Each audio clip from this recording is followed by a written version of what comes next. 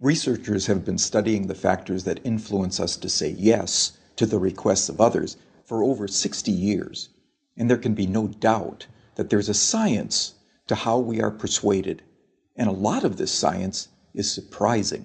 When making a decision, it would be nice to think that people consider all the available information in order to guide their thinking, but the reality is very often different.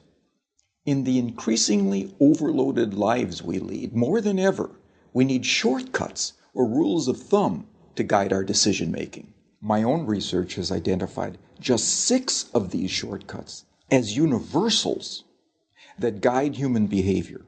They are reciprocity, scarcity, authority, consistency, liking, and consensus. Understanding these shortcuts and employing them in an ethical manner can significantly increase the chances that someone will be persuaded by your request. Let's take a closer look at each in turn. So, the first universal principle of influence is reciprocity. Simply put, people are obliged to give back to others the form of behavior, gift, or service that they have received first. If a friend invites you to their party, there's an obligation for you to invite them to a future party you are hosting. If a colleague does you a favour, then you owe that colleague a favour. And in the context of a social obligation, people are more likely to say yes to those that they owe. One of the best demonstrations of the principle of reciprocation comes from a series of studies conducted in restaurants. So the last time you visit a restaurant, there's a good chance that the waiter or waitress will have given you a gift. Probably at about the same time that they bring your bill. A liqueur perhaps, or a fortune cookie, or perhaps a simple mint. So here's the question. Does the giving of a mint have any influence over how much tip you're going to leave them? Most people will say no, but that mint can make a surprising difference. In the study, giving diners a single mint at the end of their meal typically increased tips by around 3%. Interestingly, if the gift is doubled and 2 mints are provided, tips don't double. They quadruple, a 14% increase in tips. But perhaps most interestingly of all is the fact that if the waiter provides 1 mint, starts to walk away from the table, but pauses, turns back, and says, "For you nice people, here's an extra mint," tips go through the roof. A 23% increase, influenced not by what was given, but how it was given. So the key to using the principle of reciprocation is to be the first to give and to ensure that what you give is personalized and unexpected. The second universal principle of persuasion is scarcity. Simply put, people want more of those things they can have less of. When British Airways announced in 2003 that they would no longer be operating the twice-daily London-New York Concorde flight because it had become uneconomical to run, sales the very next day took off. Notice that nothing had changed about the Concorde itself. It certainly didn't fly any faster, the service didn't suddenly get better, and the airfare didn't drop. It had simply become a scarce resource, and as a result, people wanted it more. So when it comes to effectively persuading others using the scarcity principle, the science is clear. It's not enough simply to tell people about the benefits they'll gain if they choose your products and services. You'll also need to point out what is unique about your proposition and what they stand to lose if they fail to consider your proposal. Our third principle of influence is the principle of authority, the idea that people follow the lead of credible, knowledgeable experts. Physiotherapists, for example, are able to persuade more of their patients to comply with recommended exercise programs if they display their medical diplomas on the walls of their consulting rooms. People are more likely to give change for a parking meter to a complete stranger if that requester wears a uniform rather than casual clothes. What the science is telling us is that it's important to signal to others what makes you a credible, knowledgeable authority before you make your influence attempt. Of course, this can present problems. You can hardly go around telling potential customers how brilliant you are, but you can certainly arrange for someone to do it for you. And surprisingly, the science tells us that it doesn't seem to matter if the person who introduces you is not only connected to you, but also likely to prosper from the introduction themselves.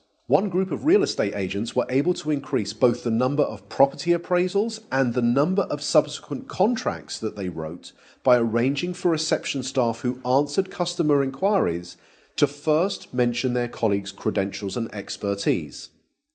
So, customers interested in letting a property were told, "Lettings? Let me connect you with Sandra, who has over 15 years' experience letting properties in this area." Customers who wanted more information about selling properties were told, "Speak to Peter, our head of sales. He has over 20 years' experience selling properties. I'll put you through now." The impact of this expert introduction led to a 20% rise in the number of appointments and a 15% increase in the number of signed contracts. Not bad for a small change informed from persuasion science that was both ethical and costless to implement. The next principle is consistency. People like to be consistent with the things they have previously said or done. Consistency is activated by looking for and asking for small initial commitments that can be made. In one famous set of studies, researchers found, rather unsurprisingly, that very few people would be willing to erect an unsightly wooden board on their front lawn to support a Drive Safely campaign in their neighborhood. However, in a similar neighborhood close by, 4 times as many homeowners indicated that they would be willing to erect this unsightly billboard. Why?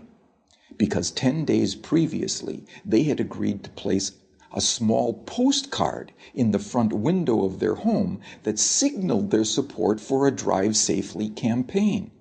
That small card was the initial commitment that led to a 400% increase in a much bigger but still consistent change.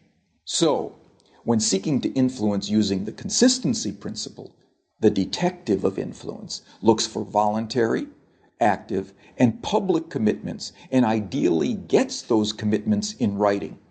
For example, one recent study reduced missed appointments at health centers by 18%, simply by asking the patients rather than the staff to write down appointment details on the future appointment card.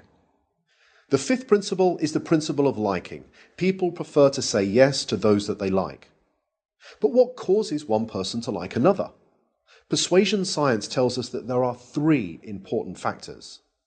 We like people who are similar to us, we like people who pay us compliments, and we like people who cooperate with us towards mutual goals. As more and more of the interactions that we are having take place online, it might be worth asking whether these factors can be employed effectively in, let's say, online negotiations.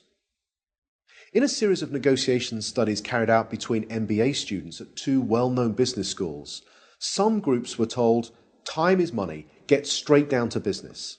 In this group, around 55% were able to come to an agreement. A second group, however, were told, "Before you begin negotiating, exchange some personal information with each other. Identify a similarity you share in common, then begin negotiating." In this group, 90% of them were able to come to successful and agreeable outcomes that were typically worth 18% more to both parties. So to harness this powerful principle of liking, be sure to look for areas of similarity that you share with others and genuine compliments you could give before you get down to business. The final principle is consensus. Especially when they are uncertain, people will look to the actions and behaviors of others to determine their own. You may have noticed that hotels often place a small card in bathrooms that attempt to persuade guests to reuse their towels and linen. Most do this by drawing a guest's attention to the benefits that reuse can have on environmental protection. It turns out that this is a pretty effective strategy, leading to around 35% compliance. But could there be an even more effective way? Well, it turns out that about 75% of people who check into a hotel for 4 nights or longer will reuse their towels at some point during their stay. So what would happen if we took a lesson from the principle of consensus and simply included that information on the cards and said that 75% of our guests reuse their towels at some time during their stay, so please do so as well. It turns out that when we do this, towel reuse rises by 26%. Now imagine the next time you stay in a hotel, you saw one of these signs. You picked it up and you read the following message. 75% of people who have stayed in this room have reused their towel. What would you think? Well, here's what you might think. I hope they're not the same towels. And like most people, you'd probably think that this sign will have no influence on your behavior whatsoever. But it turns out that changing just a few words on a sign to honestly point out what comparable previous guests have done was the single most effective message, leading to a 33% increase in reuse. So, the science is telling us that rather than relying on our own ability to persuade others, we can point to what many others are already doing, especially many similar others. So there we have it, 6 scientifically validated principles of persuasion that provide for small, practical, often costless changes that can lead to big differences in your ability to influence and persuade others in an entirely ethical way. They are the secrets from the science of persuasion.